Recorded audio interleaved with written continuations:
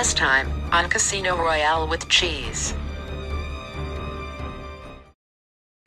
Jeff Daniels plays Bill Johnson, or Mr. Johnson, at the soda shop.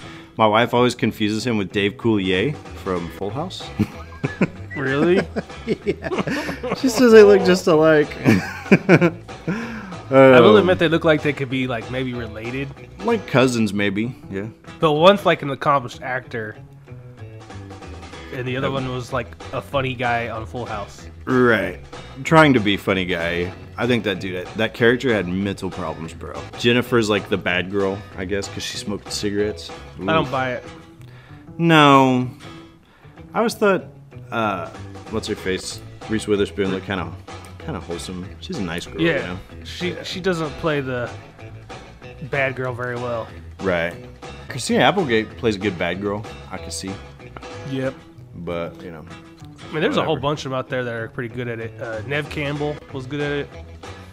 Well, when I think of Neve Campbell, I think of, you know, like Scream. And she was like the nice girl in that movie. She's the one that wouldn't, like, you know, bone down with her boyfriend, you know, and all that other stuff. And she kind of had to, like, get talked into going to the party, you know, all that shit. I don't even think that she's necessarily a bad girl. I guess I'm thinking of the movie with her and Denise Richards. Oh, that Wild Things? Yeah. Are you thinking of? Yeah, I can see that. That movie came around at the perfect time in my life. Mike was just at the right age to appreciate that movie. Yeah, it sure was. That's pretty funny. And now, the conclusion.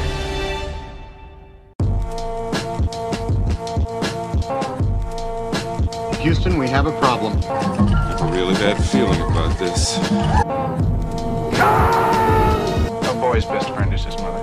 Hasta la vista, baby. Nobody puts baby in the corner. Roads? Where we're going, we don't need roads. Frankly, my dear, I don't give a damn. Silent Breed is people! Yo, Adrian! Let's put a smile on that face. I gotta warn you, Clark. They don't play the same games here as they do at the regular casinos. Royale, too.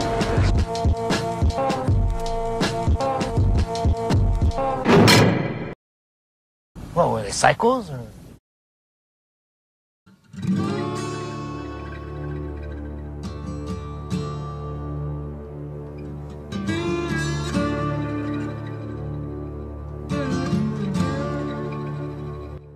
Welcome back to Casino Royale with Cheese. This is episode number 41 of the show where we discuss movies that were number one at the box office exactly 20 years ago. My name is Shane. Today I'm joined with the undead man himself. This is Mike. What's up, you fuck? Not too much, man. Boom, boom, boom. How's it going, man? It's going... it's getting better, I'll say that. Yeah. This morning was pretty fucking rough. Yeah, no, it was. We went to a bit of a rager last night. Yeah, at Cook's house. Halloween party. Halloween party every year. Yeah. And it's one of my favorite events of the year. It's great. It really is great. And Mike partied pretty hard, so.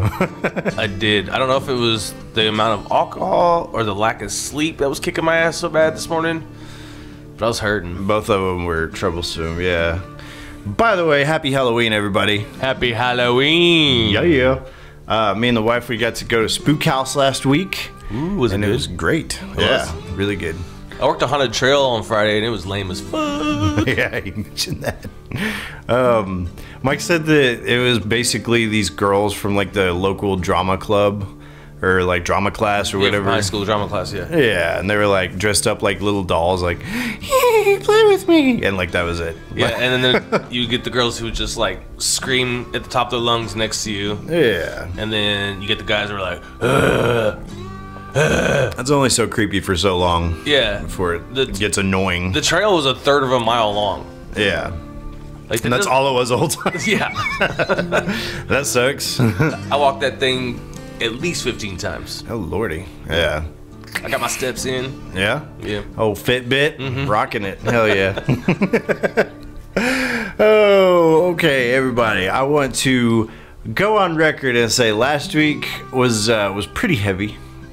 subject matter wise. Yeah, I was telling you earlier, like, I didn't even know that Pleasantville was political or, I don't even know the right word. Just like social commentary. Yeah, I had no idea. Yeah. I had no idea. Pretty deep in parts, you know, and that's not really what we're trying to get at, you know.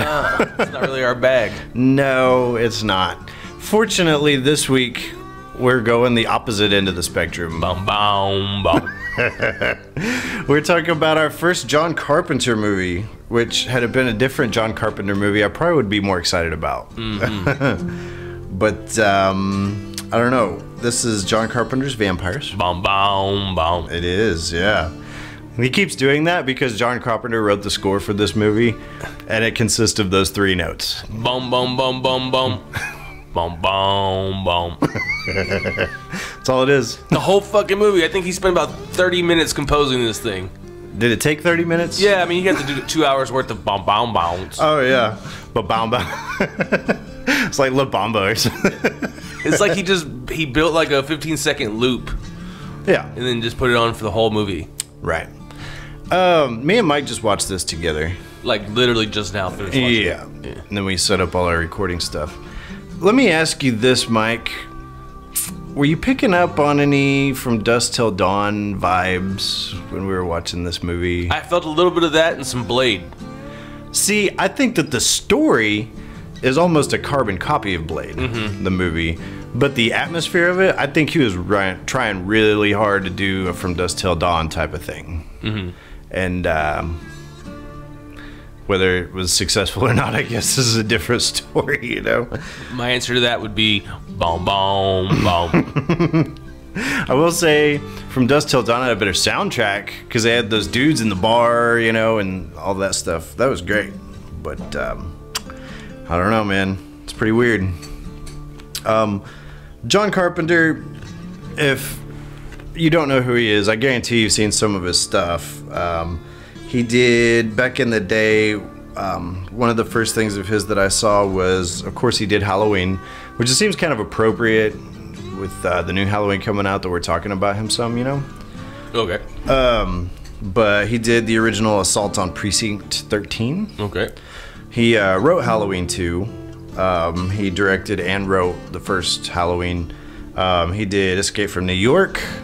He did The Thing. That's a good one. Yeah. He did Christine. I like Christine. The Haunted Car. I like Christine. I don't think I've ever seen Christine. So, to me, Christine was one of those movies because, you know, back in the 80s, there was a whole slew of really shitty Stephen King books that came out, and I was like, I'll probably skip that one. Like, I saw Thinner and shit like that. Shit's weak, dude. I never watched Christine because of it. Oh. But what's crazy, though, is I just recently watched Cujo for the first time, and I heard a lot of people talk shit on that movie, and I was like, Cujo's actually not bad. No, it's not bad. The craziest thing to me, though, was the fact that Cujo was a Saint Bernard. Nicest dog ever. Yeah. Yeah. Those are way nicer than like a Chihuahua. Like, I would be way more scared of a Chihuahua trying to get in my car. Punch a Chihuahua. I mean, that's true, but they are vicious motherfuckers. Saint Bernards are fucking huge, though. They are huge, but they're nice. No, yeah, they're nice, but not the Cujo. Yeah, I guess the whole idea is, yeah, he had rabies, and so, I mean, a Saint Bernard could fuck you up if he wanted to. Sure. Yeah. But, I don't know, Beethoven, he was a nice dog, you know. Fucked up the house all the time.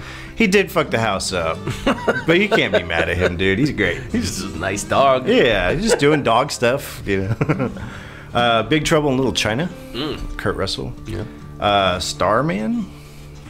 I've seen Starman, I think but I have I was too. a little bitty spitter when I saw that movie. I think dude. I saw that too.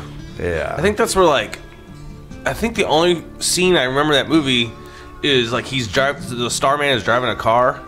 Yeah. No one was like, you don't know how to drive a car? And he was like, yes, I do. Red means stop, green means go, yellow means go real fast. I think that was in He's not Starman. wrong, but yeah, I haven't seen dude, so I'm 34. If I've seen that movie, it's been at least 25 years ago, you know.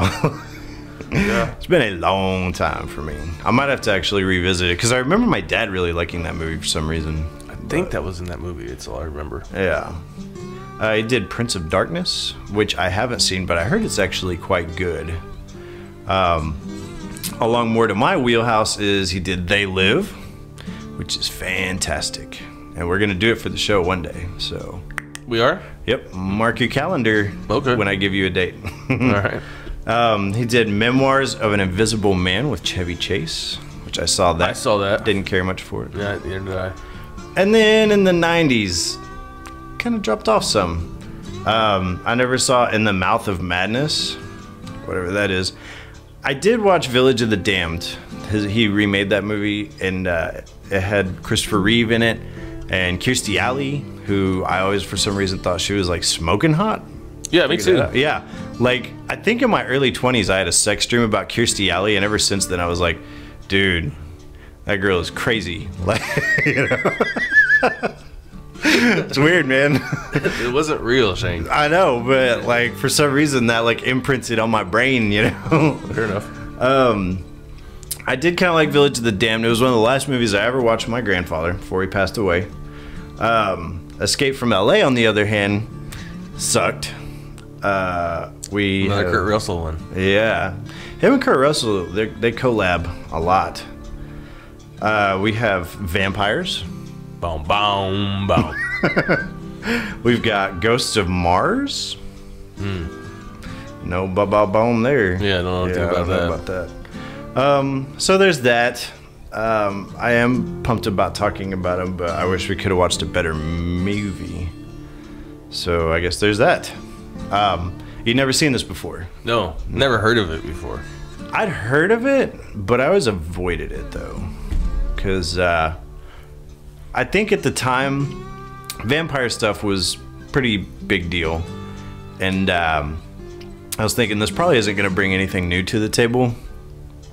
I kind of predicted that, you know. So, you know, at the end of the day, I'm not going to say that I hate this movie by any stretch of the imagination. Just to kind of lay my cards out on the table here, I didn't hate it. I did watch it, and I thought to myself, like, I really don't see the point, you know. Like, it doesn't do anything new, you know, anything really. So that's Mike's opinion on the thing. Yeah. As far as the cast goes, we've got definitely the Hollywood B list here. James Woods. Yeah, the second string. James Woods. I like James Woods. I think he's good. Typically, I like him. Yeah, he was in that damn Videodrome. That movie I was telling you, that weird fucking shit. I still haven't seen it. Yeah, it's different, but he's good in it. We got, speaking of second string, we got Daniel Baldwin. The other Baldwin. Yeah, one of the other Baldwins, yeah. The other. Right. He's like the He's not even Stephen Baldwin. No, yeah. He's third in order. Right. Pretty sad, pretty sad. They only cast him when they're like, we want a fat Alec Baldwin. Right. Like, oh, like, good news. We've got one of those. There's like 3 other Baldwins just like that. Yeah. It's kind of puzzling to me because he actually does, in my opinion, look a lot like Alec. Yeah. And he sounds a lot like him too. But yeah, his acting is not up there with it though, you know. So. Oh boy. We got Cheryl Lee playing the lovely Katrina in the movie. By the way, Jack Crow is James Woods. Anthony Montoya is Daniel Baldwin. Montoya. We've got Thomas Ian something or other playing Valak. Let me find that dude here right quick, actually, because I was thinking that when I copied this off of IMDb, that it would have everybody's name on here in full, but I guess I was mistaken. Boom, boom, boom. Yeah, that's it right there. We have, this is Thomas Ian Griffith. Oh, yes, of course. Which I recognized him, but I wasn't quite sure from what. I guess he was in Triple X and the original, or he was in Karate Kid Part 3. Never saw that. Yeah, that's the best of that whole trilogy there, you know, that really rounds it all out. We've got Maximilian Schell, who plays Cardinal Alba. Maximilian. Yeah, I remember the only other thing I've seen that dude in was back in the day, there was this Star Wars knockoff that Disney put out called The Black Hole, and he was the villain in that movie. Yeah, and it was alright, nothing great. We've got Tim Guinea as Father Adam Guiteau, or Guitar. Another one, only other one that I really noticed to any great extent was dude Mark Boone Jr. plays Catlin at the beginning of the movie. He's part of the original team that gets killed in that hotel. Is he in Sons of Anarchy?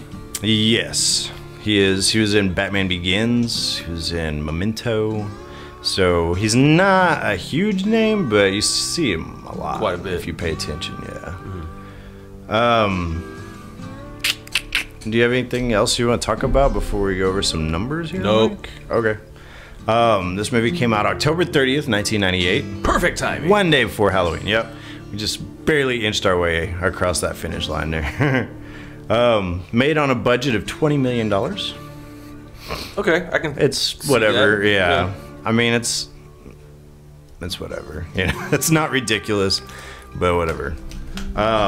Do you dare to guess how many weeks it was number one and what the overall? Had to be one. Yeah, it was a 1 weeker. A 1 week. Yeah. And I'll say it broke even. Well, that is probably one of the best guesses you've had in a while, my friend. The overall United States box office take was $20,308,000. So you're within like $300,000. Yay! Yeah. But I didn't find the overseas numbers, and so this thing probably flopped. I'm thinking. Yeah. Yeah. I think it's weird too, because John Carpenter's name is all over this fucking movie. Yeah, he like wrote it, directed it, Yeah. produced it, composed it. This is like his passion project, and I'm watching it going, why are you so excited about this? Like they make sure you know it too. Like, oh yeah. The opening scene credits is just John Carpenter's name like 4 different times. Right. Yep. And then whenever it says the title of the movie, John Carpenter's Vampires, Yeah. go fuck yourself, basically, is what it's telling you. I don't know why he would be so excited about this, and then like a movie like Christine or Halloween. It's not John Carpenter's Halloween. It's not John Carpenter's Christine. It's not John Carpenter's. Well, I guess they do. Some circles they call it John Carpenter's They Live. But like, And isn't it John Carpenter's Escape from L.A.? it might be. I think so. Well, yeah, I don't think New York was, but I Right. think LA might have been. I Yeah. think L.A. was. So we're gonna pick the shitty movies and then plaster my name all over the shit. Like, come on, dude. But yeah, I don't know. I guess we can talk about this movie. I mean, might as well. We're here. Got microphones in front of us. Yeah, we do. Find something to do with them. Boom, boom, boom. Mike's gonna work on a singing career. No, I'm just gonna do that. Yeah. That's all you need. That's all John Carpenter needed. Yeah. So yeah. Start us out, Mike. What do we got? I noticed right away that the opening credits was like in association with JVC. Yeah. I was like, what? What is up with that, bro? The guy that made my speaker is like made a movie? So weird. That's not a good sign right there. Oh wait, maybe the soundtrack was produced for JVC speakers. Oh, I have no doubt that it was. I am 100%. But no, it's saying that the movie was in association Yeah. with it, so okay, I guess that's almost as weird as like Plan 9 being funded by the Mormon Church, or, you know, whatever the fuck that was. That'd be odd. Yeah, man. No, it was for. I think it might have actually been the Baptist Church that funded it. But yeah, pretty fucking strange, man. And I noticed we got James Wood and a Baldwin. Not a good sign. Oh, I was like, huh? If it was Alec Baldwin, I might give you that concession, but yeah, this isn't a good sign. Yeah, we see James Wood and Daniel Baldwin. They're like checking out like this, appeared to be like an abandoned home in the middle of nowhere. All right. And I already was like, "Is this Blade?" Right. It's true. I'll tell you, the one way you don't want to start a movie is have Daniel Baldwin taking a piss. Because I'm already almost kind of out at that point. Yeah. You know? Frumpy fucking Daniel Baldwin pissing. Yeah. I'm done. They're checking out through binoculars. There's this fucking, it looks like a little crystal meth starter home out in the middle of nowhere. And he's like, oh, there it is. It's a perfect place for a nest.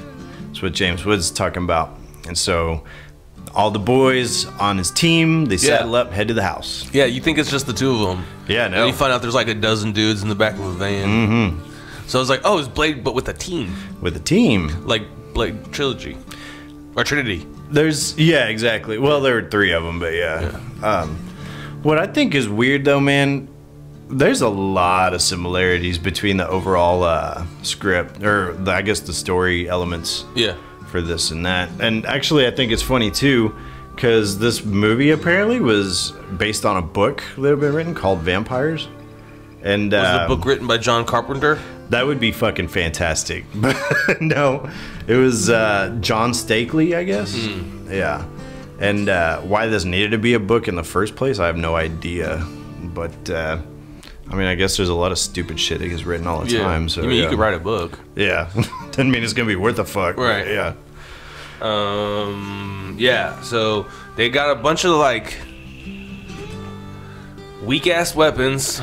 Pretty lame. One thing the Blade has over them, they had that little UV portable light. Yeah. That would have come in really fucking handy in this movie. Yeah. But instead, they have like the weakest flashlights ever mounted to their weapons. yeah.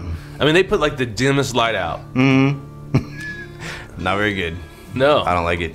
And then like the main weapons, what's his fucking Jack Crow, he's got a way overbuilt crossbow. This big metal crossbow. Thing looked really weird, It was huge. Yeah. And he's got a big flashlight on top of his. And some of these guys got like these long like pikes Right. with flashlights mounted to the side of those. And like these aren't like Maglites duct tapes to the staffs. These are like engineered. Yeah, like built into it. Yeah, it's like part of the weapon. Right. So it's odd.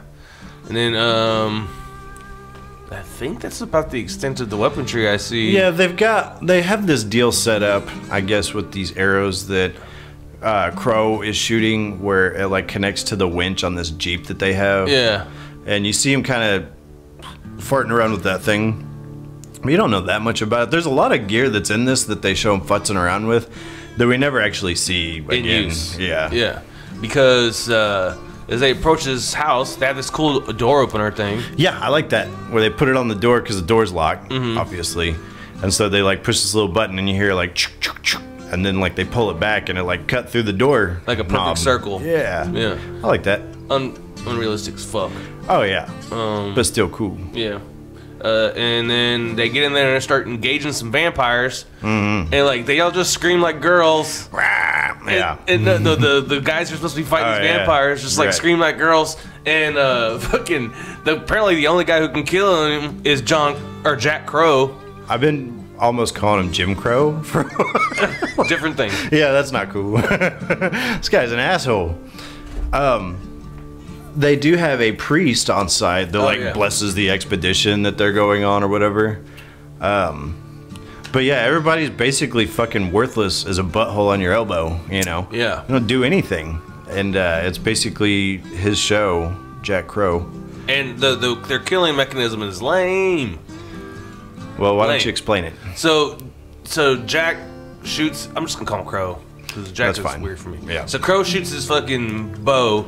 He's got a crossbow. He shoots the bolt, as they call it in the crossbow world. Yes. He shoots his bolt into the said vampire, and then he's like, "Okay, Montoya, go!" And Montoya uses the winch to winch these fucking vampires out one at a time. Burst into flames. That's pretty cool. I thought that the bursting was cool because it was like flame like shooting out of them. Yeah. Yeah. And it was pretty cool too because like you could see like there was live actors wearing like flares like on their arms. You could see them like the flares like shooting out of their arms or whatever. Yeah. And then they would cut to something else that they could blow up. You know, the actors like, get this fucking shit off me. Yeah. So they would cut to something else and then it would just completely blow up like a roadside flare but like almost explode. Right. So I thought that was a pretty cool effect. I kind of like dragging their asses outside, man. One at a time? Well, that's going to take all day, you know. But it's effective, though. Yeah. But one at a time? Well, that's all I'm saying. If they had that stupid-ass UV light thing from... Dude, we could have other people doing shit, not just this, you know, one at a time bullshit. I'm just saying, like, we could all have crossbows hooked up to the Jeep. That's true. I say just hook them all up and then have them all like on the same winch cable and just drag all their asses out and make a big fucking fireworks show out of it, you know? I was thinking about that while we were watching it. Like if we could get multiples, and we kind of get that in this scene because they killed 9 vampires in the scene, and they do like a montage of them wheeling bodies out into the sunlight. Right. So we get a little fireworks show. They did find a dead body that was dried out, but it never really factors in again. No, yeah. It's cold and dried up. Or sucked dry and cold. Right. I think that's what they said. Something like that, yeah. Yeah, so they kill 9. They decide to go to a hotel and party. Well, so Crow is pissed, though, because apparently, yeah, there's these covens that are just around of vampires, but they always have a master to them. I guess I'm kind of unclear on how this whole vampire hierarchy works. The one who turns you's your master. Okay, that makes sense. Because I wasn't necessarily picking up on. I was like, so is he most powerful or longest fangs or what the fuck? So pretty sure it's just the one who turns. Yeah. Okay. So he's been there the longest. He probably does have the most abilities, powers, and shit. Yeah. That would make sense. But there wasn't one with these guys, and so he's pissed off. How do they know? That's what I was wondering. Like, the master doesn't have, like, a rank on his chest or, Does he have an accent? Could very well have been the master was the first one. You have no idea, you know? I don't know how they knew that, but he's pretty sure there's no master. Yeah. They still go and party at the Sun God Hotel. Yeah. Sun God. Like Ra. Wow. Yeah. So they go to real creative naming is all I want to say. So they go to the Sun God Hotel and there's booze and prostitutes. Yeah, there's a cop there who's like it up. There's a cop who like brings the prostitutes to them. Yeah. Like kind of as I think he's a sheriff or something, like to pay them. Right. For their service. A little gratitude goes a long way. I'll give you that. And then the sheriff he starts to get fucked up with them. Yeah. One thing that we did skip over was as they're leaving that site, that house, we see where there's this pair of hands that like break out of the ground. Oh yes. They're driving off. How could I forgot? Yeah. Doesn't matter. The end result would have still been the same, but so yeah, there's a party that night. The fellas that work for Crow actually end up telling these two hookers what they do, and they don't believe it. Yeah, like it's full of shit. Yeah. So in this world, we're led to believe that some people know there's vampires, but they stay really quiet, and the rest of the general public has no idea because like vampires like stay to themselves. Right. They just mind their business. Bullshit. I call bullshit. Dude, you have these instances in this movie where they're like, there are a dozen people that died at a church last night. Somebody's gonna be investigating this shit. Yeah. Yeah. We're not gonna notice that you might not be able to catch them, but somebody's gonna find some shit out. We're not gonna notice that they're all like drained of blood and holes in their necks. Pretty weird. Yeah. Yeah. I mean, fuck, dude. At the hotel, this happens. Yeah, and fucking when we have instances of like coyotes with rabies, it's reported on the news. Yeah. Like this chupacabra-looking motherfuckers out running around. Right. Imagine if there was like a real. Yeah. And people believe in the Sasquatch and all that shit, yeah. dude. If there's a real vampires, we'd know about it. Yeah. Somebody's gonna, especially give it like a couple of years where everybody has like a camera on their phone. You're gonna blow the lid right off of that shit, dude. Yeah. We'll talk more about that here in a little bit, but as it turns out, this vampire that busted through the ground while they were leaving, he shows up at the hotel. He's the master. Yeah. There's a prostitute by the name of Katrina. Yeah.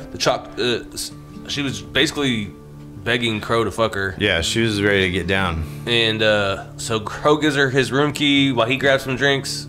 But then it seems like he decides to just hang out by himself. Yeah, he never goes back to that room with that girl. Whenever she gets what happens to her, he's not tracking anything. Like, what was he? She just gonna wait for like 3 hours for you to come back? Yeah, he just kept drinking beers and hanging out with his dudes. Right.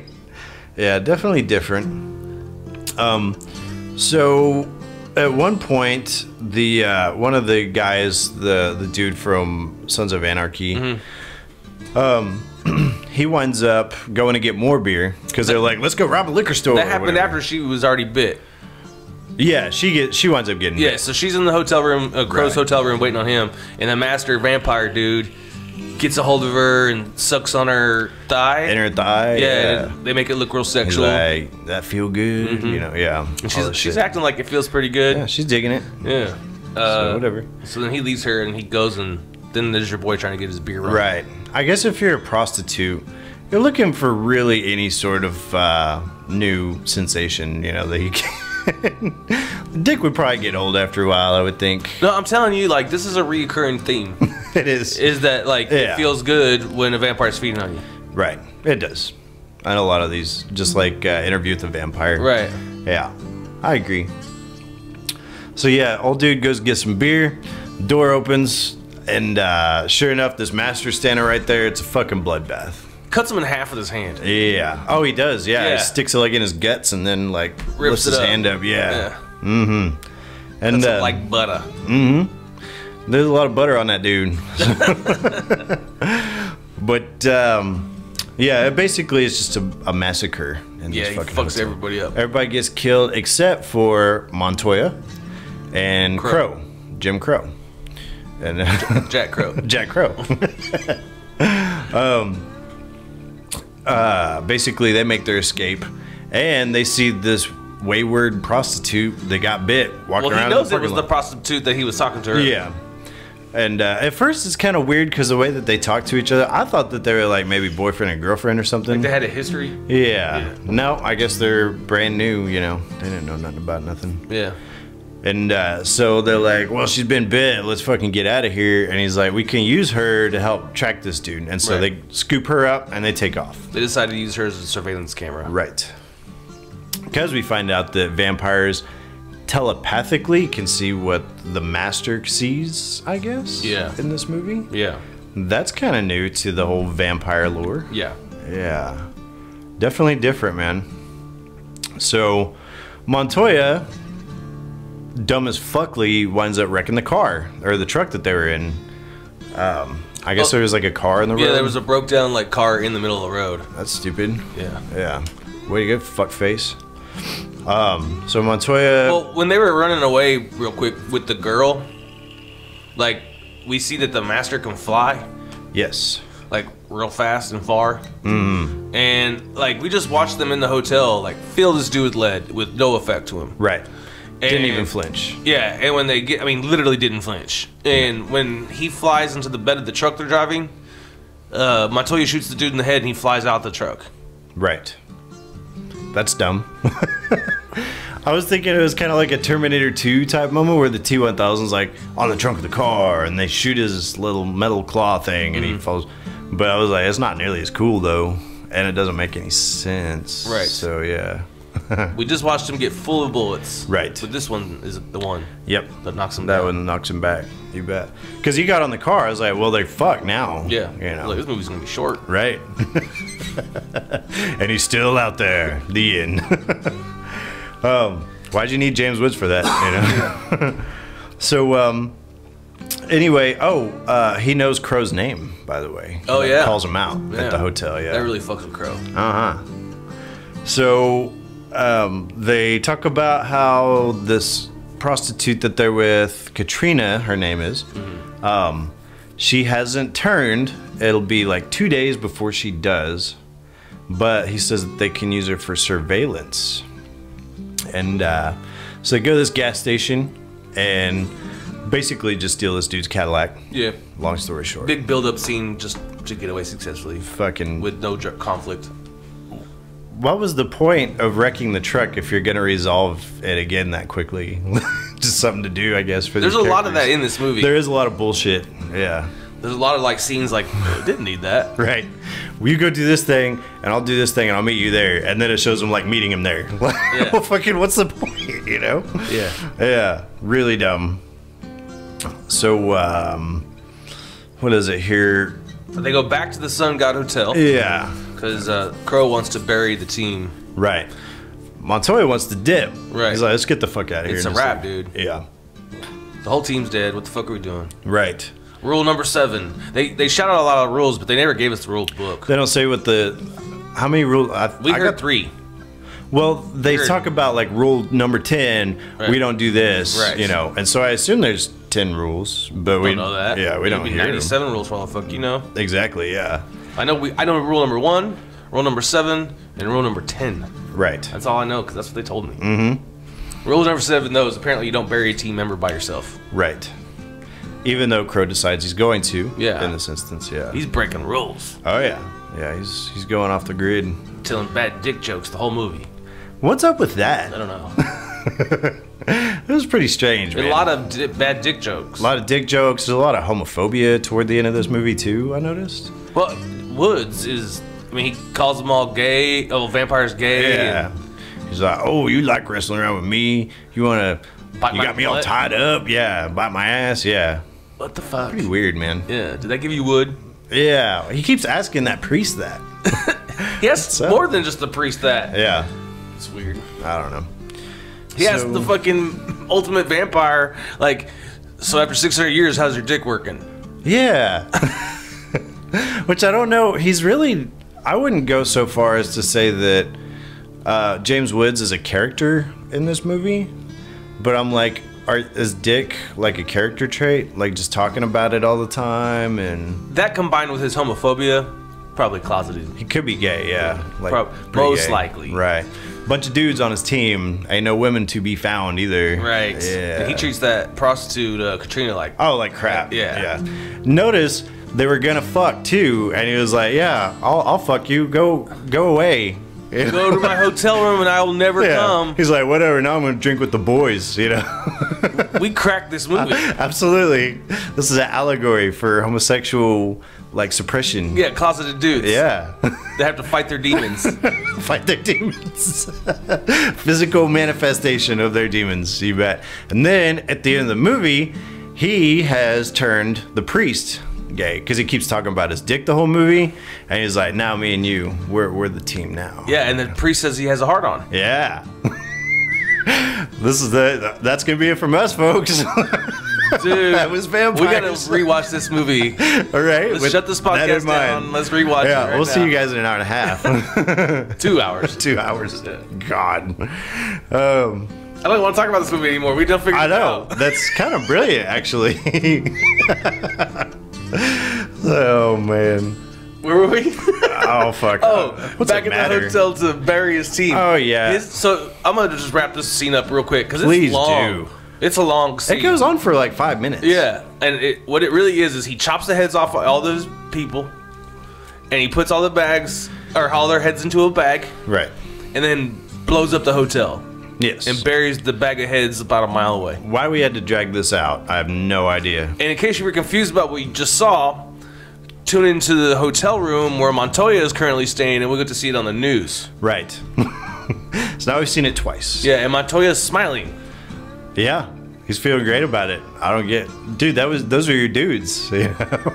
I don't get it. I don't know. Whatever, man. So, the Montoya and this girl are in a new hotel. Katrina. Obviously, yeah, Katrina.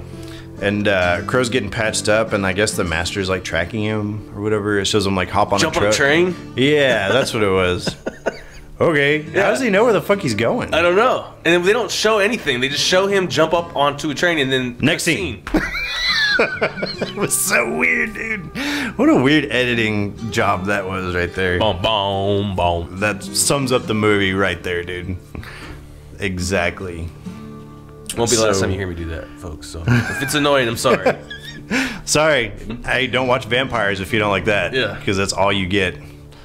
So, what is it here? Jack goes to church? He goes to talk to a cardinal about what happened. Yeah. And so they talk about how this same guy, this master, killed a. There was, I guess, this vampire hunting team that was in Germany, and he took them out too. Yeah, I guess. So yeah, and he left this little fucking portrait there. Oh, did he leave it himself? They said that there was a portrait there. I don't know why he would leave it. They never said where it came from. Well, they killed the suspense real quick on who the fuck this master vampire is. Yeah. Because they give us a 5x8 or 5x7 portrait of him. Yeah. They say his name, give his history. Yeah. Oh, everything well, right all there the mystery's gone. And it was Yeah. it's funny because like the lead up to that reveal, like literally was Crow talking to the cardinal. Because the cardinal's like, you need to get back to Monterey and reassemble your team. Yeah. And Crow's like, whoa, wait a second. This guy seemed different. I mean, could this be the one we've been talking about this whole time? The one we've been looking for? The one? And he's like, 5x7. This guy? Named Balak? Right. Here's a file we got on him. Gives you everything you need to know about him. Yeah. Like, what the fuck? No mystery left. No. Yeah, that kind of deflates the whole thing at that point. If like you save it till the end of the movie and they're like, no, that's Dracula. That's been, oh, what the fuck? Like he's the big shit vampire, right? You know, like that's kind of a big deal. Now, this is just some Valak dude. Never heard of him before. But he's the first vampire. The first vampire, yes. Yeah. I guess that portrait of his was painted in 1340. Looked pretty good. That's in good shape, man. And the likeness is incredible. Oh yeah, there was no like, oh, that kind of looks like him. No, that's him. So yeah, they want Crow to rebuild his team. He tells them to piss off, and that's when the cardinal sends like a young priest to go with him. Yeah, he gives him a replacement priest. Right. Because the priest he had in the last team died. Right. Got his head. Oh yeah, he off. died at the. Yeah, he was getting the priest drunk at the hotel, and he fucking got his ass ate, didn't he? No, the Valak blew his head off with a shotgun. Like the priest had a shotgun, was gonna kill Valak with it. Right. Yeah, and then he like grabbed it and overpowered him. Yeah, just stuck it to his chin. Right. So Montoya and this girl Katrina, they get to talking. No, she's tied naked. Yeah. She's naked, face down, tied up to the fence post, like you're getting ready to have your quarters drawn. Like she's like, you know, one hand on each fence. Right. Like spread eagle. She's tied up on the hotel bed like that. I'm like, what the fuck? Why did you do that? Yeah. Yeah. At first I was like, did he rape this vampire girl? Rapey much? Yeah. And then he's like, later on, he's like, now look, he's like, I stripped you down and I cleaned you up. And he doesn't offer any other explanation than that. Why did you do that? You've been bit by a vampire. Right. And we're going to use you Wait, let's go back to the clothes thing. Yeah. You did what with my clothes? Dude, Daniel Baldwin is a terrible actor. Oh, he's bad. Yeah. Like every line he delivered, I'm like I felt like he was reading it out. With Not buying it. Yeah. No. I got a question for you. So we know obviously they even talk about it in this movie that if, you know, this vampire thing is a virus, you know, you get bit in the neck. Well, he says that's what I call it. Oh, okay. We don't know if it's Kool-Aid or anything, but it's all the same thing. Right. So if you did, because I was looking at this vampire, she's got a rocking little caboose on her. Okay, Shane. I mean, she did. While she was tied up. I was just giving credit where credit's due. You're like, great ass. If I walk into a room and a girl with an ass like that is tied to the bed, first thing I'm going to think is, that's a nice ass. What's going on in here? In that order. Oh. You're a little twisted, my friend. I'm just fucking around. But. Great ass. What's going on? Right? What are you guys doing? If you did, like, knock boots with the vampire, though, say they didn't bite you. Like HIV. You just get down, yeah. Are you going to get that shit too? Well, if that's the case... Are you wearing a condom? I mean... I don't think most rapists wear condoms. Well, no, that's valid. The whole DNA thing. I don't know. I think. Well, I'm saying, say it was consensual, and like you, okay, you've been buying this vampire drinks all night, whatever. Take her back to your place, right? Yeah, Netflix. You know, we can watch Interview with the Vampire, and then boom, boom, boom. Right, cue the music. You bet. I got the soundtrack for vampires in my car. Fucking, it's just one song over and over again. You'll probably want to kill yourself afterwards, because I know I do. Right. No, but like, say everything's consensual. There's no rapey whatever going on. I'm yeah. with you. And could you be turned just because you got down? I don't know. There's my answer.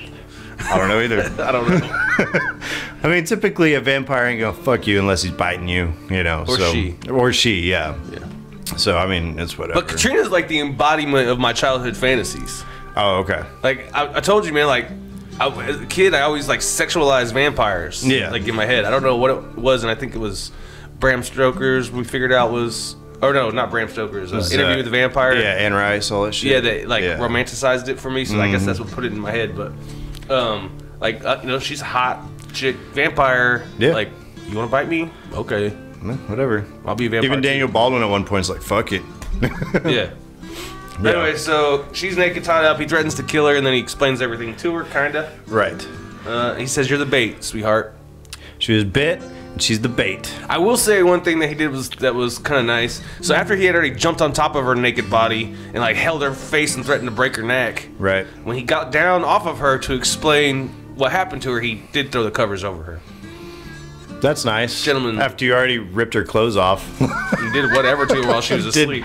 Who the fuck knows what? Oh, and they also discussed how she doesn't like remember very much ever since the encounter. So he probably is like, yo, I'm gonna rape this chick and she ain't gonna know what happened, you know? I get the impression, like every time I look at Daniel Baldwin, I think he looks like he smells like farts. And so, like, I can imagine him, like, you're this really cute, like, naked girl, and he's got you tied up for some fucking reason, and then he's got his big old heavy fart-smelling body all over you, like, fuck off, you know? I like how your turn-off point for you was the fart smell. Yeah. The tied-up part was okay. Yeah, or the Daniel Baldwin's flabby body all over me. It's the farts that did it. Yeah.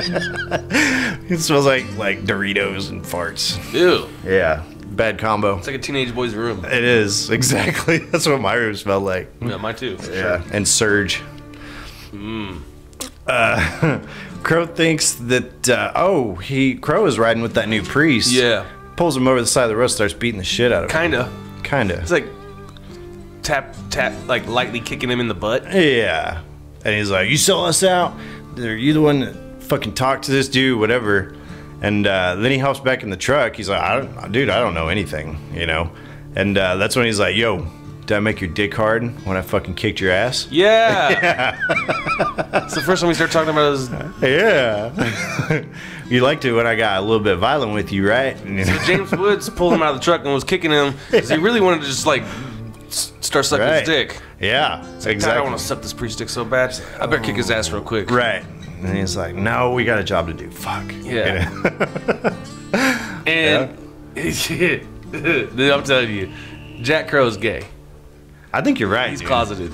He has no desire to get with any women, which is fine. Yeah, that's fine. But dude needs to come out and just fucking admit to it, you know? I mean, like, just do you. Just boo-boo. don't deny it yourself, you know? Like, be what you are. You can be gay and the Master Slayer. Absolutely. Yeah. Yeah. Which we find out he's the Master Slayer. Apparently. The priest that he's picked up now, that he's really into, his boyfriend. Yeah. He's told us that his parents were bitten by a vampire and killed by a vampire. Crows were, and he was raised by the Catholic Church and has become the Master Slayer. Yes. And he said that, like, garlic doesn't do shit. Oh yeah, we get our vampire rules. Right. Which I always like in these vampire movies. I'm down for that. Crucifix don't do shit. Yeah, nothing works. Right. The only thing that does is stakes and sunlight. Right. Yeah, but apparently you can't even use a stake to take out a master, though. Right. Because later on in the movie they say you can't kill a master when the sun's down. Right. Yeah. So that's rule number...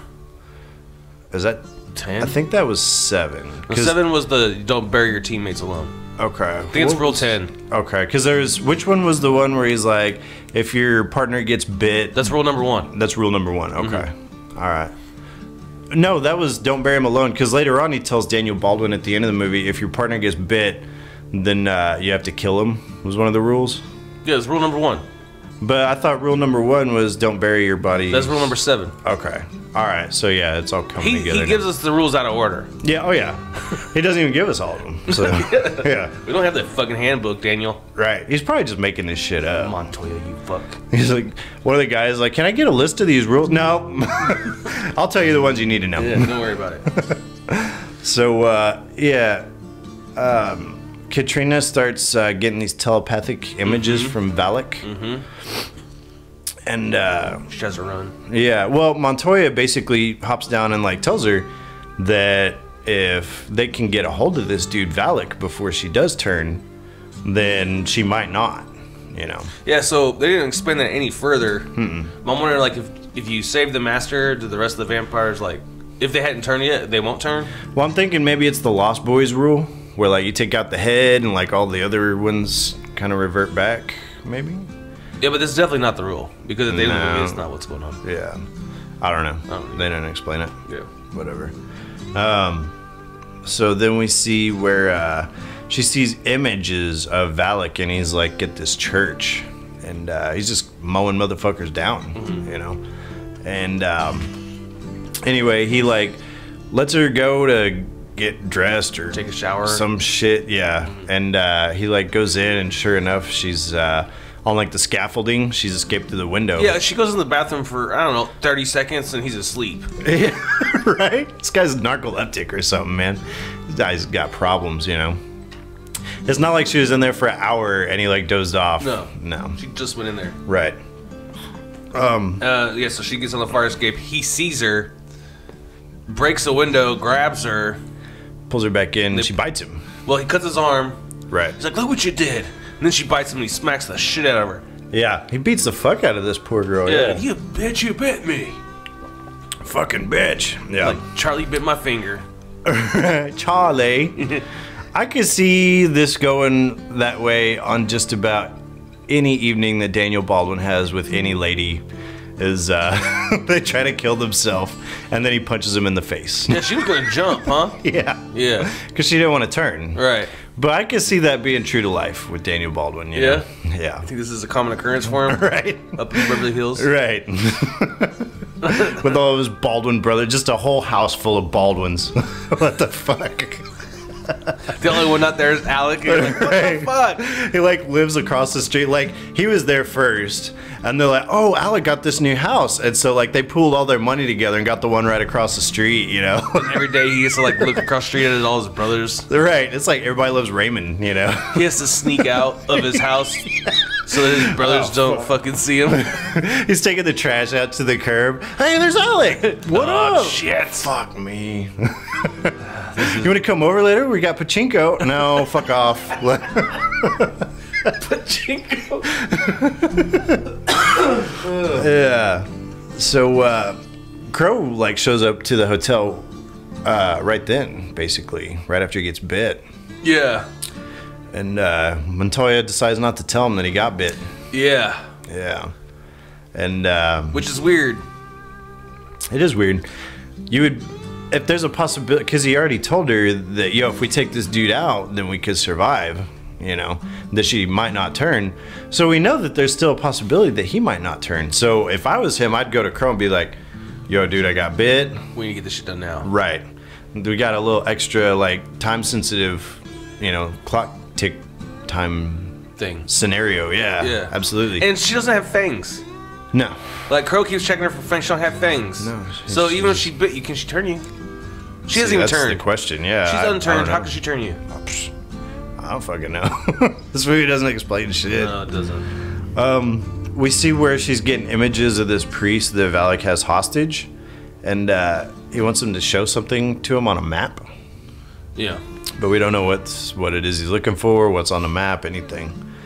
And then, like, he winds up killing the priest, taking his head off. Mm-hmm. And she's like, oh, there's a sign for San Miguel. Right. Yeah. Just before that, fucking Crow's in the bathroom, like, beating up the priest. Oh, yeah. Stuffing a towel in his mouth. That was later, I think, wasn't it? No. Oh, was it right here? Oh, wait. I think he does slap him. He slaps him because the priest is going to go try to make a phone call. Oh, yeah. He's like, I'm going to call him and tell him you're not getting your team together. Yeah. You ain't saying shit. He's like, I run shit. Right. And I think that he was trying to have, like, his... Like, this is John Carpenter's attempt at, like, a Tarantino moment. He's like, you don't wipe your ass. You don't fucking do anything that I tell you that you're... Unless I tell you you can do it, you know, and all this other shit. Yeah. Trying really hard to be From Dusk Till Dawn. But... Anyway, they go the next day to this church. Yeah, San Miguel, right? Yeah. Mm-hmm. And, of course, it's just a massacre there. The priest, I guess... I wrote down on here that... The priest, like, deciphers this astronomical sign for him that was on the page, and they're like, we don't know what that means. And finally, he's like, just tell me what it fucking means. He's like, it means the sun. Okay. Yeah. Next scene. Later on that night, Valak emerges from the ground, and he has 7 masters with him. Yeah, a whole bunch of them. That's kind of a cool scene. We get to watch each one of them rise from the ground. Kind of drawn out. Yeah. They made it unnecessary. Boom, boom, boom. Never gets old. Nope. Actually, it got old the first time I heard it, so believe that. It was so confusing to me because, like, they put it in the opening credits, like, composed by John Carpenter. Like, this is gonna be good. And the whole movie, literally, we're being ridiculous by saying that was the only sound through the movie, but it's a lot of the movie. It's 90% of the soundtrack. And it literally sounds like something he did on like a keyboard. Yeah. In like a few seconds. He got his Korg and he just fucking whipped it out real quick. Dun, dun, dun, dun, dun. Dun, dun, dun, Boom, dun. boom, boom. Yeah. Yeah. It's over and over and over again. Constantly. One thing I did kind of like was the whole idea of, instead of like some cheesy ass stupid fucking like coffins or whatever, they actually like buried themselves in the ground. Yeah, no, it makes total sense. Yeah, that was kind of cool. Like, oh shit, we're in the middle of the desert and the sun's getting ready to come up. Yeah. What do? Dig a hole. But do I need to watch a 2-minute scene of them emerging from the ground? Not really. Just to show us he had some numbers now, I think. Could be, yeah. And it was kind of, because at this point you figured it was just him, you know. And so you do get to see the numbers grow a little bit, I guess. You know? And then, and she tells us that they're super powerful, all masters. Right. Yeah. Again, how she knows that, I don't know. So that's the question right there, though, is that if these vampire, how are they masters? Like out of the jump. Is she a master now because she bit See, I don't know, man. Montoya?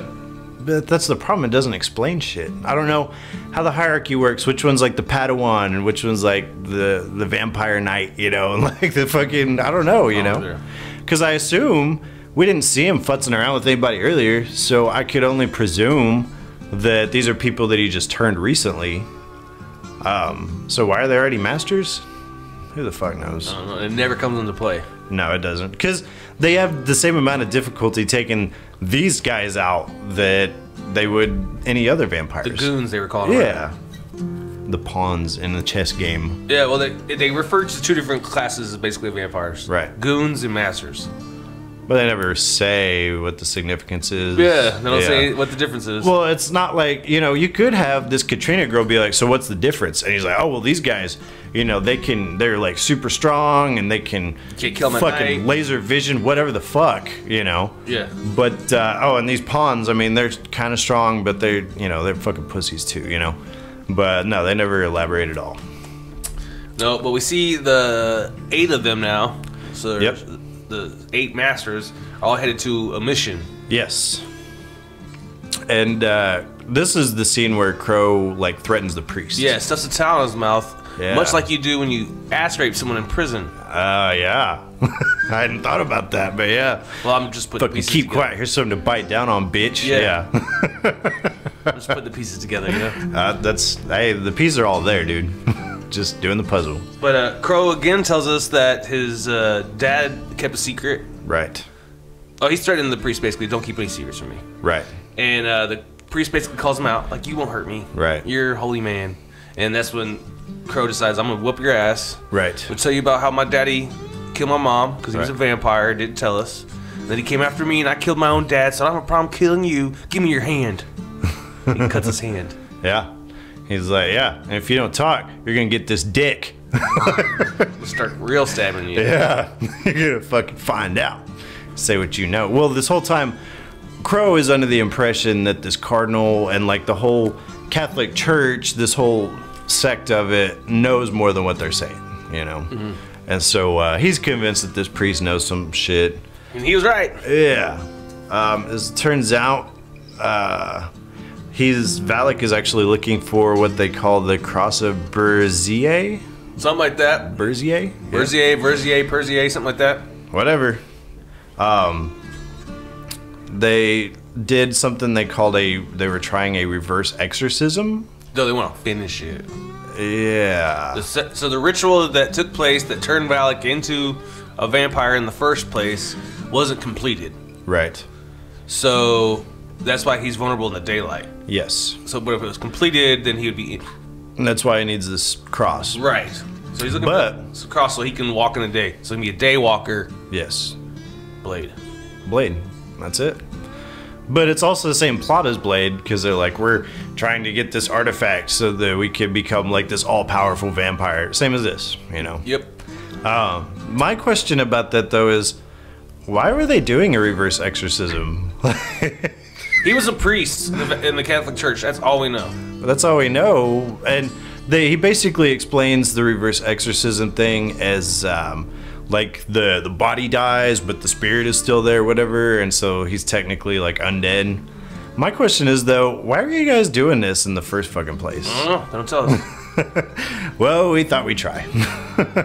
Yeah, while the priest is telling Crow all this, we get to see the Valak's like tear ass in that monastery thing. He's fucking that monastery up. We found out the Catholic Church made him, and he finds the cross. Yeah, Katrina, she can see that he found the cross. Right. Yeah. So we're seeing this all through her vision. Right. And so Katrina the next day leads them. They're like drive in, and she's like, turn right here, and like takes them to that mission monastery or whatever it is. Crow and Montoya almost fight. I wrote down. Almost. What are they even getting a fight about? Because Montoya. This is where we start to see that he's starting to develop feelings for Katrina. Oh yeah. And they don't do a good job of showing us in the movie why all of a sudden he's developed feelings. But I think it's because she bit him. Oh, could be. Because he smacked the fuck out of her. Right. And then all of a sudden, he starts acting differently. That's true. And so he's pissed off because Crow's like being rough with her. Right. He grabs Crow's arm. He's like, hey, oh man, yeah, that's what it why was. don't you stop being such a dick? Right. And Crow's like, let's go. Little lover's quarrel. That's what it is. Crow is jealous that he has a girlfriend. Like he's always had a thing for Montoya, and he's like, oh, he likes this girl now. No, I think when she bit him, it was symbolism of her turning him straight. Oh, I got you. And so he's pissed. He's really mad. That was my boyfriend. Yeah. Yeah, I was giving him the deep dicking. Yeah. And now it's fucked up. Yeah. That makes perfect sense, actually. He never did like their relationship together. No. And then by the end of the movie, he basically is like turning him free. He's like, go be happy. But I'm still gonna come kill you. Right. Yeah. I mean, that's my boy, you know. So, what is it here? The priest, that's when he tells him that he wants to finish the exorcism thing, become a daywalker. Yeah. Katrina leads him to Santiago, Indeed. a whale's vagina. Different place. Oh, yeah, that's true. I guess Santiago is where they're at. Yes. And she leads him to this abandoned prison, says all the vampires are inside. Yeah, and I don't know how, but Crow knows there's probably about 30 vampires there now. I don't know how he figured that out. Yeah, and Montoya knows about half of them are masters, half of them are goons. Up until this point, based upon what they know, you would think that he would still be like flying solo. They don't know anything about any other vampires, I don't think. They know about the 7 masters. Yeah. She Okay. told them about that, but I got you. I don't know how their estimates. They think that he has been in the town for a couple weeks and been turning the whole town. Right. That's what they say. Huh.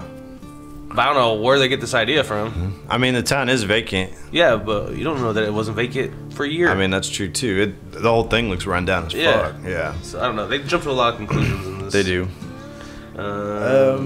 So they go through. They talk about how the prison's the most like fortified building in the thing. I think it's weird that if this is a modern day town, they have prison out on like Main Street. Right. Oh, we're gonna go get gas and drive by the prison. I don't know why they talk like they're from Wisconsin or whatever. New Mexico, yeah. Right. But so they actually at this point requisition the help of the priest.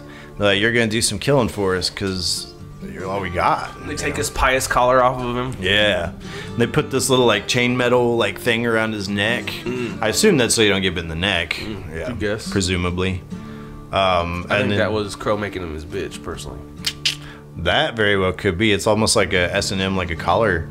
Like he's the gimp now. He took his pope or his priest collar away from him and slapped his mesh. He's like, metal collar. You're not religious anymore. You're mine. You're my little bitch now. Yeah. Yeah.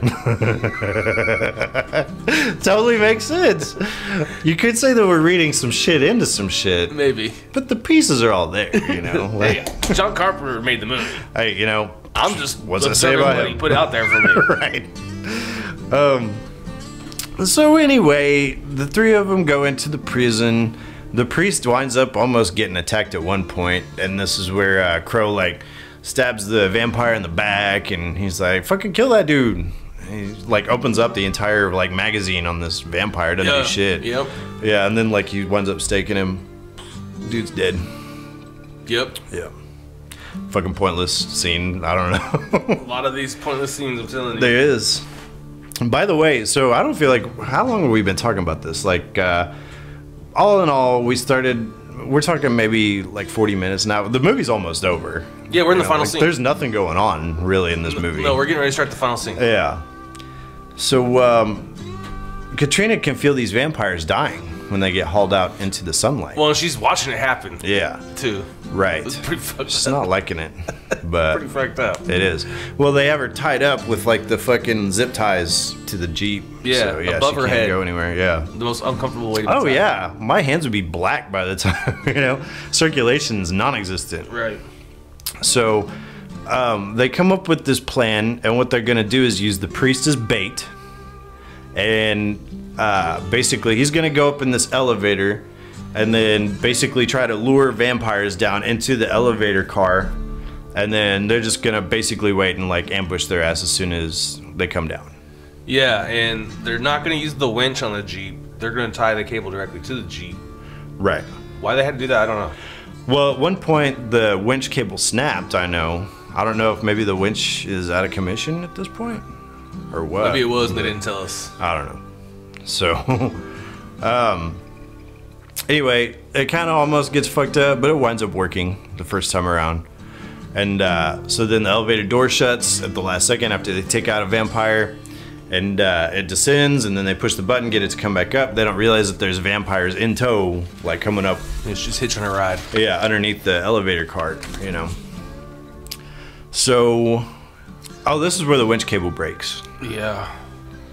I'm just thinking about like Mike's struggling right now. the parts of this scene where like, okay, so when she's hitching a ride back up to the elevator, Yeah. and then the doors don't open, and Crow's character's like, "What's wrong? Why aren't the doors opening?" So he runs over to the elevator, That's dumb. and then the priest is like, "Hey, Crow, watch out!" And then the doors explode. But she was underneath the elevator. Right. I don't know. It was a lot of I dumb don't know. shit. Yeah, it's stupid. That was, I think, more of it trying to be along the same lines of From Dusk Till Dawn, you know. Because there's a lot of shit exploding in that movie. But, like, the whole band on the stage, and they're like, "Fuck you, everybody, good night." And then, like, the whole thing just exploded randomly. Yeah. Yeah. We find out that vampires are stronger than Jeeps. They are. Especially these masters. Yeah, they're stronger than the cables. Right. It snaps. And, But they're still okay. yeah, just and it wrestle doesn't with matter it. because they go back to using it again anyway. Yeah, they just when it snaps, dude. Literally, like Crow's character just wrestles with this vampire for a while, while Montoya like drives the Jeep back up and ties the broken cable back together, Yeah. and fucking backs up with it. You're tying a metal cable. And you're fighting off a woman that just snapped a metal cable. Right. Right. Number one, I dare anybody to go tie a metal cable. And then they drag the vampire out, and she's holding on to Crow. Right. And the priest is like, "She's gonna take you with." No, she is taking him Right. with you, or with her. But he manages to get off right before she blows up. Yeah, and every time he uses the stake in this movie, Crow's character, he's yelling, "Die, die, die!" Boom, boom. Something else that always happens. So, Oh my god. oh man. So the sun is setting, and they're like, Sun's down, vamps out. let's call it a day. Yeah. I'm gonna go get some beers. So then we see where Valak now has decided he's gonna stage his attack. And he winds up, he knocks out Crow, long story short, and Montoya escapes with Katrina. And it was longer than it needed to be, that scene was. So it's right after that we see Montoya, and he's driving in the Jeep, and we notice that Katrina's like fully turned, and like she's gotten her hands free and all this other shit. And so she starts to go after Montoya and bite his neck, and Yeah. like he winds up just letting her. Yeah, he fuck like pulls it. her back in. Yeah. So she heads back to the Santiago Yeah. prison, whatever. Meanwhile, we got Crow. He's being detained. And then we see the Cardinal, Maximilian Schell. And he, like, reveals himself. He was in on it the whole time. And up to this point, I was like, well, why would they not tell Crow the whole, like, backstory and what Valak is after and all that? And I was like, oh, well, that's why. It's because the Cardinal, I guess, is like, he doesn't want him to find Valak, actually, you know? Well, he does. He needs him. He does, yeah. This whole thing's really convoluted. It is. I guess what he's doing is basically he's gonna help Valak complete this exorcism ceremony. In exchange for he's gonna actually turn the Cardinal, so the Cardinal can be immortal after this. Yeah. He said as he's gotten old in the church, he's become older, he's realized he's never seen a miracle. He doesn't have visions. Right. Like all the stuff he thought he would accomplish as a cardinal in the church isn't happening. So he's going to become one of Valak's children. And he needs the blood of a lone Crusader. Yeah. And that's going to be Crow. Who's the original Crusader? They didn't say. They didn't say. No. And that's where we get Crow making all these gay jokes to Valak and all this other stuff. Yep. Let me ask you this. So if this whole thing is kind of like a spiritual ordeal, number one is if they manage to do this like whole exorcism thing and turn this guy into a vampire, I would make the argument that that may be a sign of like, you know, spirituality or like supernatural like abilities, stuff like that. Like that would be proof enough for me where I'd be like, okay, I'm buying it, I guess, you know. But number one. Number two is if we did like this religious ceremony, how is it a virus then, you know? Did he get a religious infection? Well, they never said it was a virus in the movie. I mean, I guess that's true. Montoya just said he calls it a virus. Well, that's what they imply that it is, though. He said it could be anything. Yeah. He just looks at it like a virus. I guess so. But, so yeah, we get the whole gay jokes thing. It was like, you won't bite my ass, you know, and all this other shit. Well, 5 minutes over my ass, don't you? He literally says that. Yeah. It's awkward, man. Come over here and untie me. Right. Get this ass, boy. Come get that ass, yeah. I call bottom. So anyway, Montoya, we find out that he's still alive. It like cuts back to the thing where he's good. He winds up like shooting a gun and like searing off the wound on his neck. It so cauterizes yeah. With the barrel of a weapon. I don't think after 10 shots it's gonna be hard enough to do that. All I know is he's all about cauterizing some wounds. Yeah. Because when he cut his arm and she bit him, he cauterized it with a lighter. It's like holding the lighter up to it, yeah. Yeah, he's into it. He likes that burn. He does. He does indeed. So the priest jumps up on top of something. It's like a building he's on or some shit. Yeah. I don't know. It's weird because he's on top of a building. He's probably like, I want to say at least maybe 100 yards away and shoots him with a shotgun. Yeah. Blows a hole right through his chest. Never gonna happen. Nope. I would be surprised if a single piece of like that. Oh, you catch a pellet. Maybe a pellet. Yeah, you catch a pellet. That's not gonna kill him. No, not blow a hole in his chest. No. But go ahead. No, it's just stupid because fucking now Valak's pissed. And the priest is like, yeah, now you can't finish your ceremony. The sun's coming up soon, so you're fucked. Right. And Valak's like, no, you're going to finish my ceremony. Right, you know how to do it. Yeah. And then the priest like holds a shotgun to his head. And, I ain't doing shit. yeah, and you got fucking crows tied to a crucifix. It's like, yeah, fuck with him. Yeah, fuck with him. Yeah, keep fucking with him. Yeah. Okay. I like at one point, Valak is like, I'm gonna burn this motherfucker alive. And like, he's getting ready to hold the torch to him. But then we see Montoya races in. He shoots the cross with the stupid winch thing. And it drags the cross by way of the Jeep, like away from the vampires where they're at. And he saves Crow invariably. He drags him like 20 yards. Yeah. We've already established these dudes can fly. Yeah. So, you know. Did you notice like when the cable like snatched that cross off? Did you notice like I don't know if it was a person on the cross that they used or if it was a dummy up on that cross? But did you see its head like whip? Like I noticed it hit hard, dude. Bam! Its head like whipped so fucking hard. I like to think that was really James Woods that they just like gave him brain damage. Some fucking stunt man. Right? Like, oh damn it! This is a bad idea. We better keep that take because we ain't doing it again. So the sun's coming up. The vampires are like, fuck this, let's get back into prison. Except for Valak doesn't explode. Like No, he just kind of sizzles for a little bit. Yeah, he's steaming. Yeah. Like, he's in the sun yelling at the cross. Yeah. Because he's like trying to grab it and shit. Just grab it. Yeah. They already said the crucifixes don't do anything to him. Yeah, just grab the cross, bro. You're already standing in the sun. You're not busting into flames. Grab it. Just grab it instead of yelling at it. Right. But then he decides to leave it and go inside. Right. And that's when Crow chases him down and he winds up stabbing him with the cross. With the cross. Yeah. And Valak's like, you can't kill me. And so Crow does this fucking move that I can't even describe. They're in this like building that's falling apart. And he like takes this running start and like does a body flip into this pillar, which knocks the roof down. And it winds up like basically the sun's exposed and winds up killing Valak.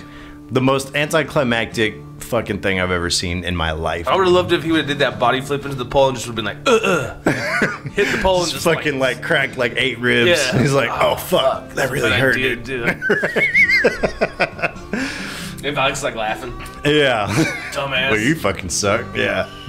That would have been pretty great. So Montoya, he wants to leave with Katrina. Yeah, he gives her a little kiss. And we get a deal where basically he goes up to Crow and he's like, yo, I gotta do this girl thing, you know? Yeah. He's like, oh, okay, so you're gonna be a vampire.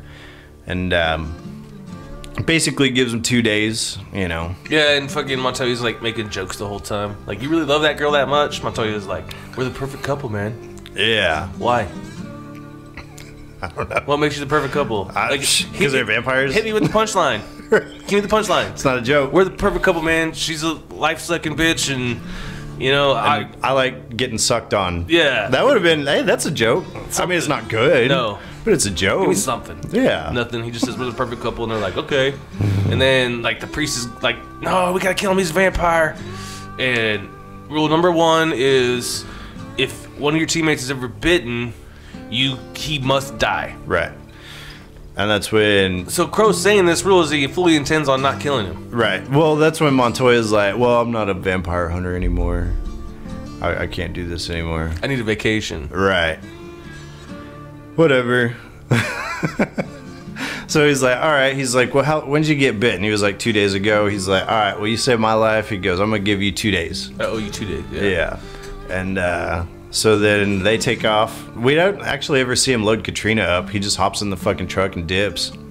She's already in the truck. Oh, is she? Yeah. Okay. Well, that's kind of good. Yeah. Like, left it there. Fuck this. And so we see the priest and Crow set off to finish the job, I guess, of cleaning out the vampires. Mm-hmm. And he's making dick jokes. Boom, boom, boom. He's like, yo, did your dick get hard? And the priest, who's now turned, he's like, yeah, like mahogany. Yeah, rock hard. Dude. Oh, okay. So I guess that's a thing. And that's the way that cookie crumbled, my friend. That's the end. That is a movie, be it as it may. What did you think of John Carpenter's Vampires, Mike? It's not a good movie. No? You sure? Yeah. The acting's pretty bad. Oh, yeah. Yeah, that's bad. The lines are pretty bad. Pretty bad. There's some shit in there we don't need. No. There's some stuff that we should have that we don't have. There's quite a bit. The soundtrack was garbage. It really was. And that's really kind of too bad because I like John Carpenter's music for the most part. A lot of it is the same old fucking shit where it's like a repeat, but it does, in a lot of movies, do a good job of like setting the tone for the movie. Like our podcast. Kind of, sort of, yeah. But more garbage on our end, you know. So, so I don't even know, man. Whatever music you use for this episode better have boom, boom, boom. You would like that, wouldn't you? Yeah. Apparently, there was a movie that came out called Vampires Los Muertos. Ooh. And from what I understand, it has John Bon Jovi in it. And I think that it may be a follow-up to this. A vampire hunter and a priest fight a band of the Walking Dead in Mexico. What? So, yeah. Los Muertos. Los Muertos. And the poster looks identical to it, too, you know? Like, check it out. So I think it's a follow-up. Is John Bon Jovi Crow? Oh, please tell me he is. That would be the greatest thing ever. Oh, his name's Derek Bliss. Oh. So maybe it's... I don't know. But what's weird about it, though, is it was directed by Tommy Lee Wallace. And he was a director... he's like a buddy of John Carpenter's. And so I'm thinking that there might be some carryover there. Mm-hmm. Overall, I thought this movie was stupid. And it... I don't know. Kind of sucked, man. We've watched a lot of vampire shit this year. I think I did like it better than Blade, sadly.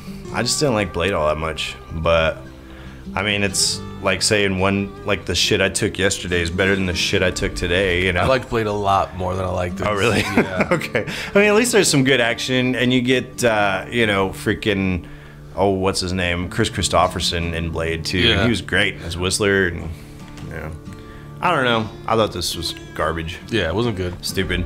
And it's really too bad, because John Carpenter, I've seen him make good movies. He's better than this, you know? But, anyway... Go watch Vampires if you... Take a shot every time you hear bomb bomb. Oh, yeah. Yeah, you're going to get fucked up, dude. What'd you watch this week?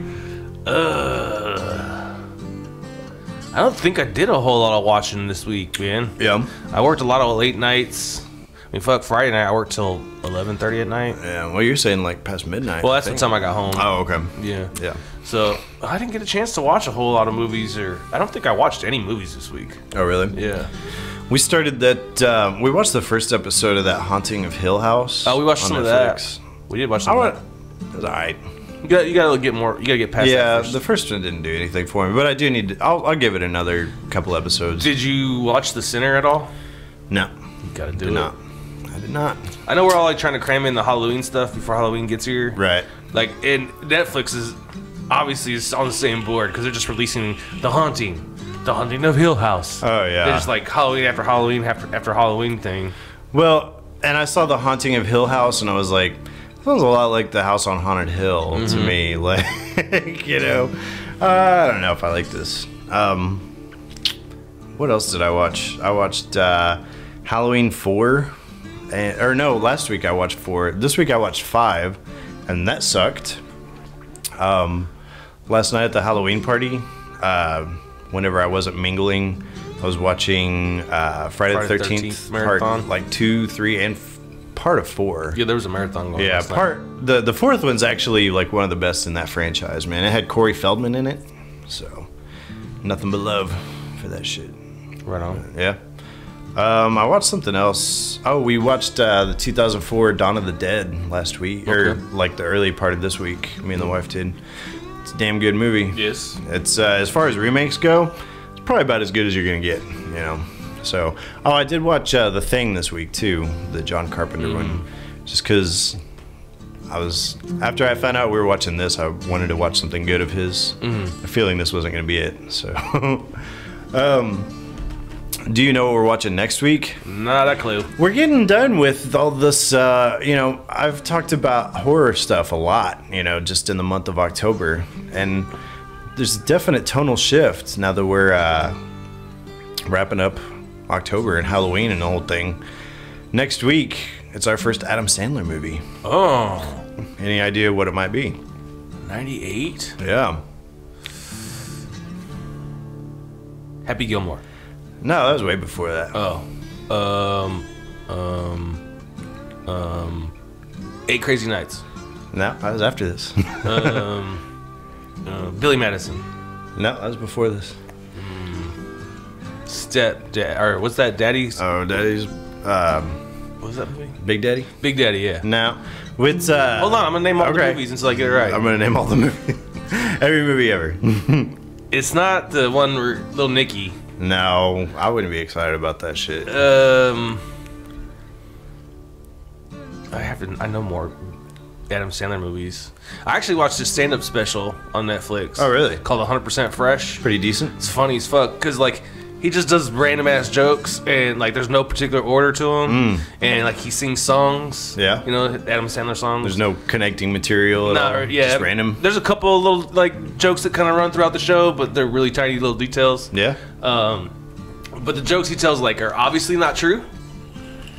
You know, like, I don't want to ruin it because it's so new. I know a lot of people haven't seen it, but like there's jokes that are obviously not true. Right. But they're hilarious. So I'm sorry, I got sidetracked because you said Adam Sandler. I mean, that's fair enough. But I didn't realize there was a new one on Netflix. yeah, it's called 100% Fresh. Right on. What movie? I don't know. I don't want to bore the audience. Yeah, no, you don't. I'm bored, so I know they are. No, I'll give you another clue. I like Vicky Valancourt, she likes me. And she showed me her boobies, and I like them too. Oh, shit. Are we watching fucking Waterboy? Yeah, that's the movie, man.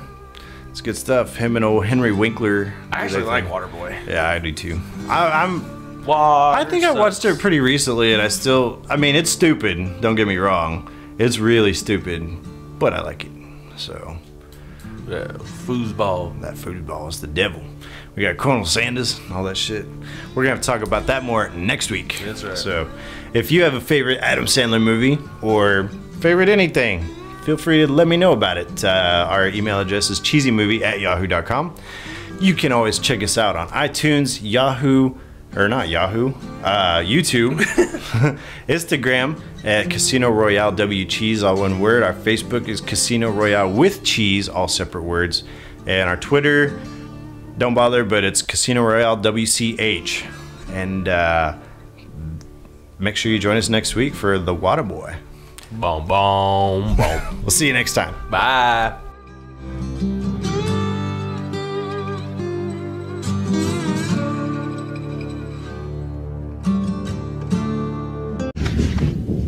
I'll be back.